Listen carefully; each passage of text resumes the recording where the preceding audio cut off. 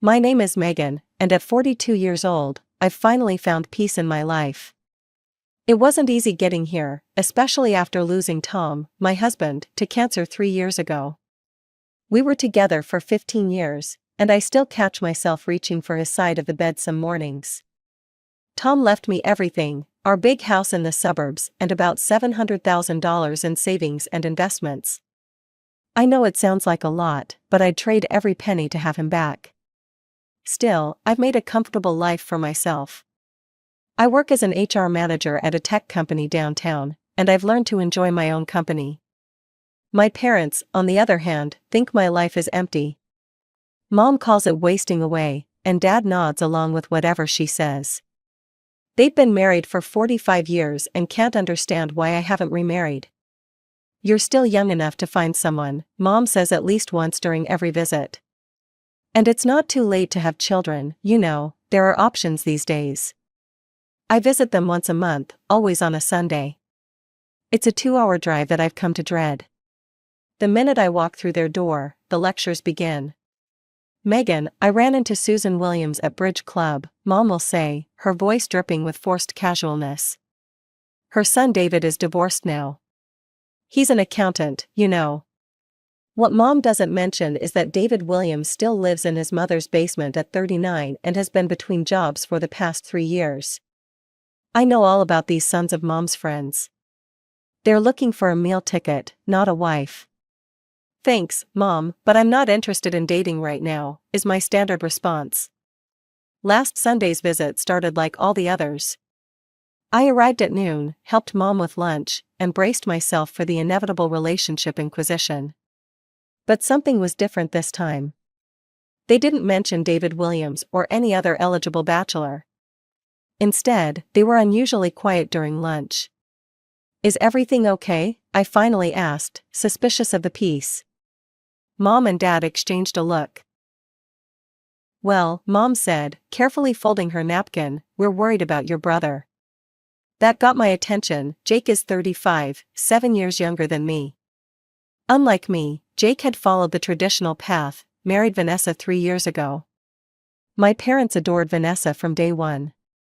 She was pretty, polite, and most importantly, wanted a big family. What about Jake? I asked.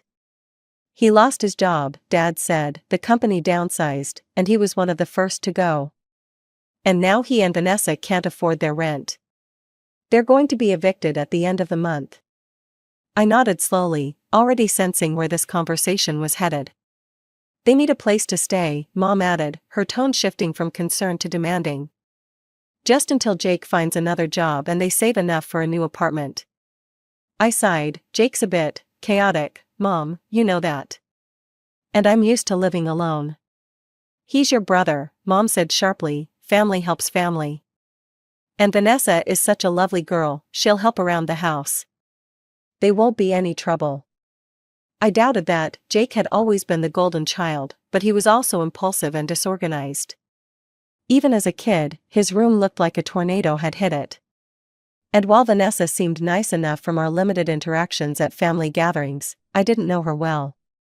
How long would they need to stay? I asked. Just a few months, Mom insisted, 3 at most. Jake has some promising leads already. I doubted that too. The pharmaceutical industry had been laying people off left and right. Please, Megan, Mom reached across the table and grabbed my hand. We'd take them in ourselves, but our place is too small. Their 2-bedroom condo was indeed too small for 4 adults. And my house did have plenty of space. After an hour of guilt trips and promises that Jake and Vanessa would be perfect houseguests, I reluctantly agreed. Fine, they can stay with me temporarily. But we need to set some ground rules.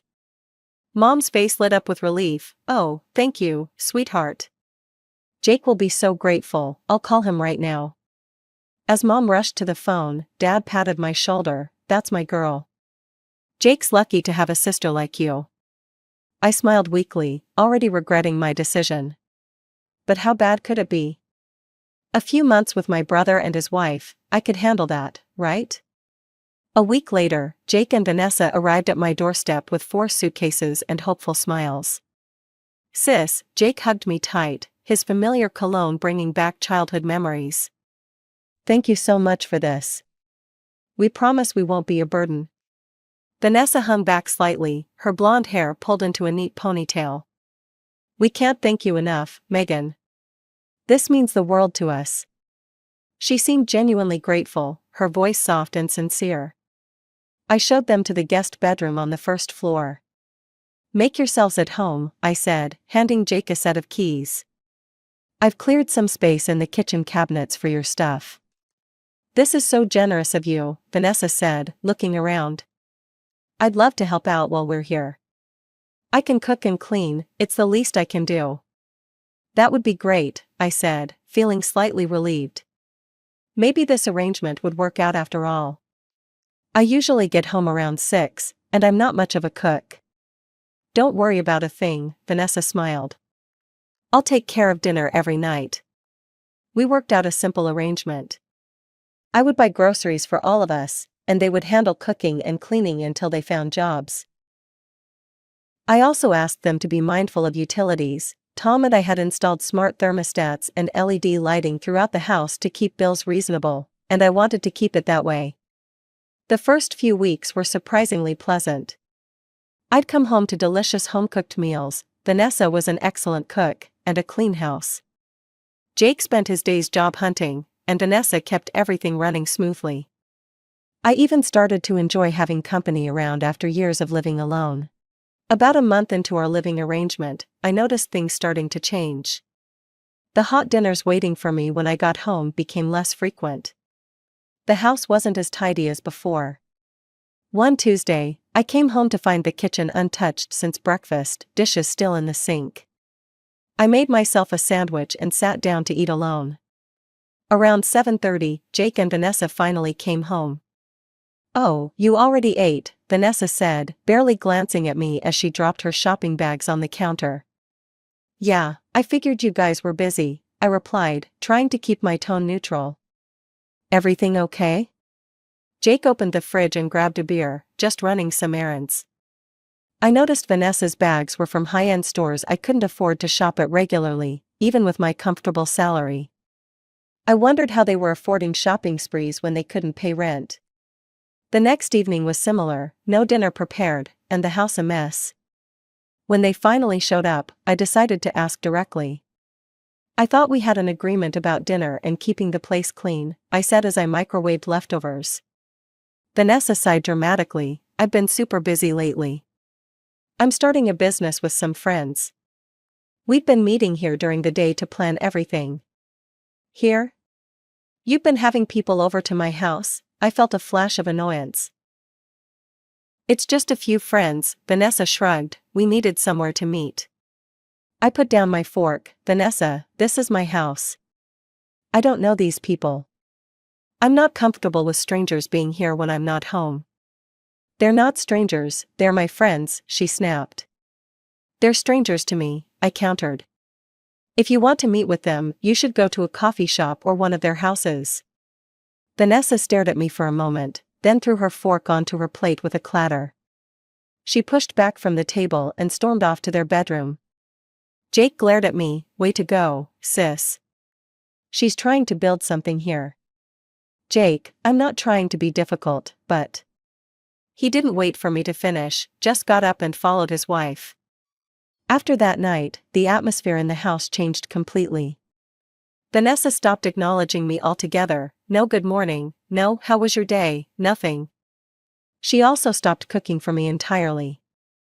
I'd come home to find evidence that they'd eaten, take-out containers or dirty pans, but nothing left for me. I went back to preparing my own meals, just as I had before they moved in. 2 months into their stay, I was beginning to feel like a stranger in my own home.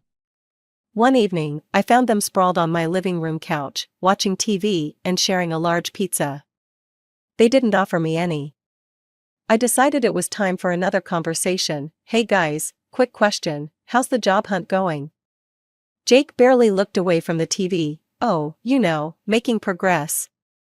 What does that mean? I pressed. He shrugged. I've had a few interviews, nothing solid yet. Vanessa didn't even pretend to acknowledge me. It's been 2 months, I reminded them. When you moved in, we talked about this being temporary. We'll let you know when we have news, Jake said dismissively, turning back to the TV.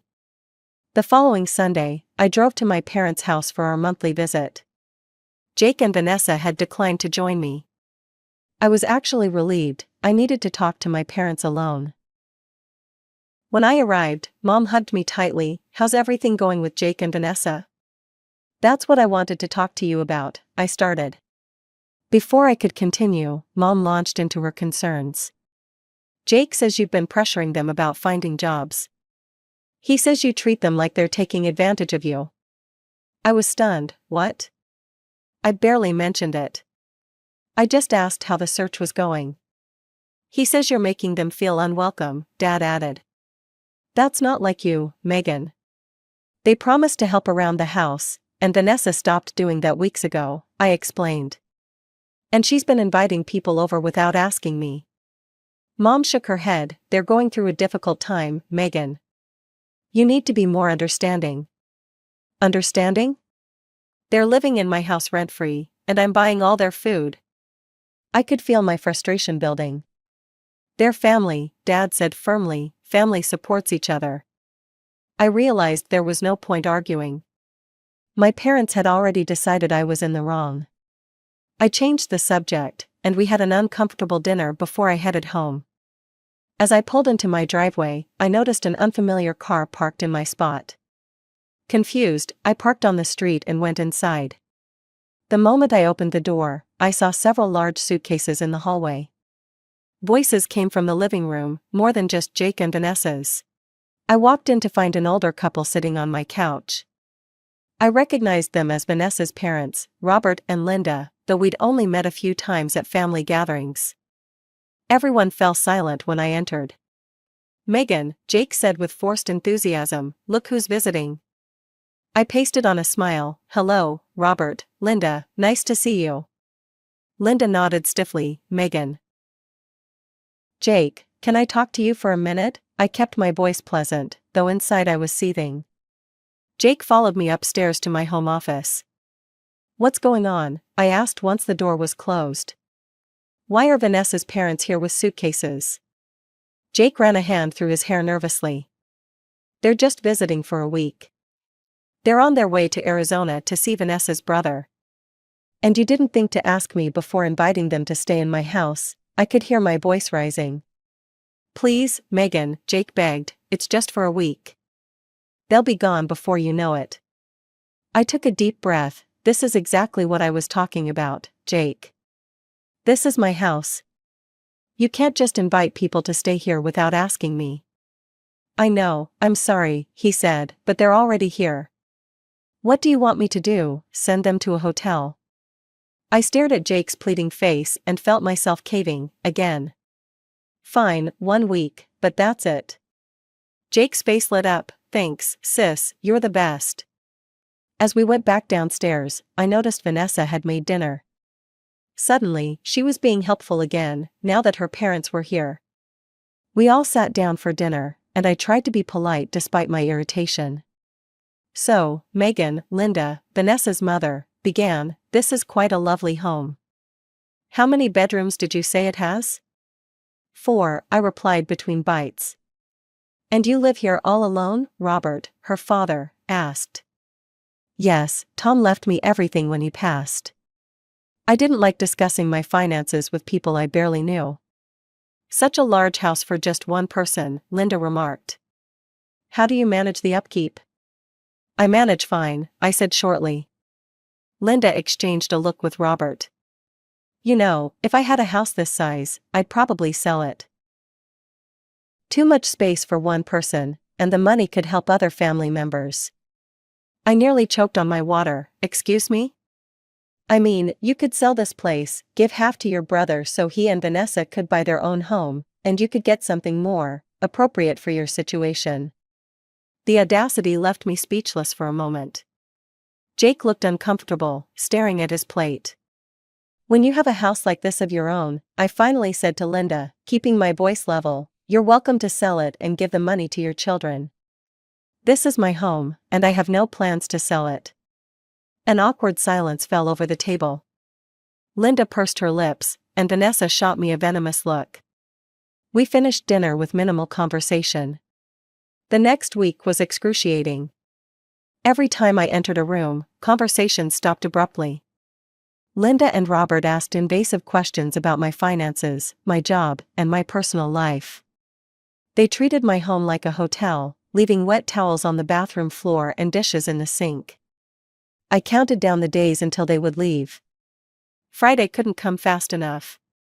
When Friday finally arrived, I felt a weight lifting from my shoulders as I drove home from work. Soon, it would be just me, Jake, and Vanessa again, which was still not ideal, but better than having Vanessa's parents there too. As I turned onto my street, I rehearsed what I would say to Jake. It was time for a serious conversation about their job search and moving out timeline. 3 months had passed, and they showed no signs of leaving. I pulled into my driveway and walked to my front door. When I opened it, I froze. Several of my suitcases were sitting in the hallway. Confused, I opened one. Inside were my clothes, hastily folded and crammed in. My toiletries were stuffed in a side pocket. I heard voices from the living room and walked in, my heart pounding. Jake, Vanessa, and her parents were huddled together, looking at what appeared to be a guest list. "What's going on?" I said loudly. "Why are my things packed?" They exchanged glances, no one spoke for a moment. Finally, Vanessa shrugged. "We're planning my parents' 35th anniversary party. Their relatives are coming here tomorrow." Here, in my house? I couldn't believe what I was hearing. "It's just for the weekend," Jake said weakly. "And where am I supposed to go?" I demanded. "We thought you could stay at a hotel," Vanessa said casually. "Or with your parents, we need the space for the guests." I stared at them, dumbfounded. They had packed my belongings and planned to kick me out of my own house for a party I hadn't even been told about. "This is my house," I said slowly, my voice shaking with anger. "You don't get to decide who stays here or who leaves. If anyone's going to a hotel, it's your relatives." "Don't be ridiculous," Linda scoffed. "We can't ask family to stay at a hotel." "But you can ask me to leave my own home?" I was incredulous. "It's just for one weekend," Vanessa said dismissively. "Don't be so selfish."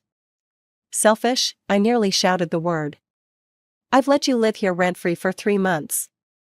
I bought your groceries, paid all the utilities, and put up with your complete lack of respect for my home and privacy." "You're being dramatic," Vanessa rolled her eyes. "I want your parents out of my house by tomorrow," I said firmly. "And there will be no party here." Linda gasped. "You can't do that. We've already invited everyone." "Watch me," I said coldly. I turned to Jake. "I expected better from you." Jake at least had the decency to look ashamed, but he said nothing in my defense. I went upstairs to my bedroom, slammed the door, and called my mother. My hands were shaking so badly I could barely dial. "Mom," I said when she answered, "Jake and Vanessa are trying to throw me out of my own house for the weekend so Vanessa's parents can have an anniversary party here." There was a pause. "Jake mentioned something about a small gathering," she said carefully. "You knew about this?" I couldn't believe it. "Well, yes, it seemed reasonable to me." "It's just for one weekend, Megan." I felt like I'd been slapped. "It's my house, Mom. They didn't even ask me." "Family helps family," she repeated her familiar refrain. "Why don't you stay with us for the weekend? It would give you a break from all the tension." In that moment, I realized my parents were complicit in this whole situation. They had known all along and approved of Jake and Vanessa's behavior. "I have to go," I said and hung up. I sat on my bed, trying to process what was happening. My own family was trying to take over my home, and my parents were supporting them. I felt betrayed and angry, but mostly, I felt determined. I woke up early Saturday morning with a clear head and a plan. I listened carefully and heard nothing. The house was silent. I checked my phone. 7:15 a.m., perfect. I peeked out my bedroom door. The hallway was empty. I tiptoed downstairs and confirmed what I'd hoped. Jake, Vanessa, and her parents had gone shopping for party supplies. This was my chance. Last night, after our confrontation, I'd pretended to give in. I went downstairs, put on a fake smile, and told them they were right, I was being selfish. I should let them have their party. My mother had called back, and I told her I'd be staying with them for the weekend after all. Jake looked relieved, Vanessa seemed smug, and her parents were triumphant. They believed they'd won, little did they know. As soon as they left this morning, I sprang into action. I called a 24-hour locksmith I'd found online last night. He promised to be at my house within the hour. While I waited, I gathered all of Jake and Vanessa's belongings. Their clothes, toiletries, shoes, everything. I did the same with Linda and Robert's things. I packed them all neatly into their suitcases and duffel bags. The locksmith arrived at 8:30 a.m. By 10 a.m., every lock in my house had been changed. I paid Mike, thanked him profusely, and dragged all the suitcases outside onto the front lawn. Then I sat in my living room with a cup of tea and waited. Around noon, a car pulled into my driveway. Jake, Vanessa, and her parents got out, arms full of grocery bags and party decorations. They saw the suitcases immediately. Confusion crossed their faces as they approached the front door. I heard Jake's key in the lock, followed by the sound of him jiggling it when it didn't work. Then came the knocking. "Megan, the key isn't working," Jake called through the door. I walked to the door but didn't open it, "That's because I changed the locks." There was a stunned silence, then Vanessa's voice, "What?" "Open the door right now." "No," I said firmly, "I want all of you off my property." "You can't do this," Linda shrieked. "Our party is tonight, people are coming." "You should have thought about that before trying to throw me out of my own house," I replied calmly. Jake's voice turned pleading, "Megan, come on, we can talk about this." "There's nothing to talk about. You've taken advantage of my generosity for months. You've disrespected me in my own home. And now you've tried to force me out so you can throw a party I never approved of. We're done talking." Vanessa started pounding on the door, "You can't do this. Let us in right now or I'll call the police." "Go ahead," I said, "I'll explain how you've been squatting in my home and refusing to leave when asked. I'm sure they'll be very interested." Jake tried a different approach, "Sis, please. Where are we supposed to go? That's not my problem anymore. You've had 3 months to figure it out, time's up." Linda was wailing now about her ruined anniversary. Robert was trying to calm her down. Vanessa had moved from pounding on the door to kicking it. "If you damage my property, I will call the police," I warned her. The kicking stopped. "Mom and Dad are going to hear about this," Jake threatened.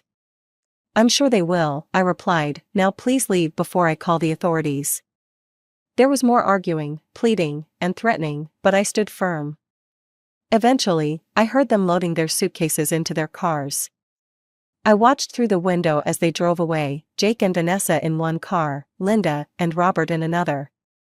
As predicted, my phone started ringing almost immediately. My mother's name flashed on the screen. I declined the call.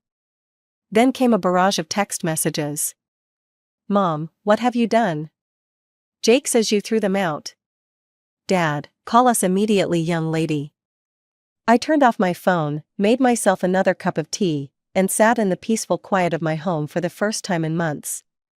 The messages kept coming over the next few days. My parents called and texted incessantly.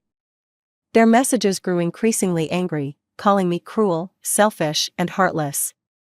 Jake sent a long text saying he was cutting ties with me forever. I didn't respond to any of them. After a week, I finally turned my phone back on for good. The messages had slowed to a trickle. I heard through my cousin Emily that Jake and Vanessa had moved in with my parents. Apparently, my parents' tune changed quickly when they had to deal with Jake and Vanessa's entitled behavior firsthand. Emily told me my parents had given Jake and Vanessa an ultimatum: find jobs within 2 months and save enough for their own place, or they'd have to leave. I couldn't help but smile at the irony. It's been a month since I changed my locks. My parents still aren't speaking to me, and honestly, I'm okay with that. The silence has been healing. No more lectures about my life choices, no more pushing me to date men I'm not interested in, no more guilt trips about not having children. I've rediscovered the peace of my home. I've reclaimed my space and my boundaries. Some might call me selfish for not letting my family walk all over me, but I call it self-respect. Maybe someday we'll reconcile. Maybe my parents will realize that their golden child isn't so golden after all. Maybe Jake will grow up and take responsibility for his own life instead of expecting handouts. Maybe Vanessa will learn that family isn't a resource to be exploited. Or maybe not. Either way, I'm done being the family doormat.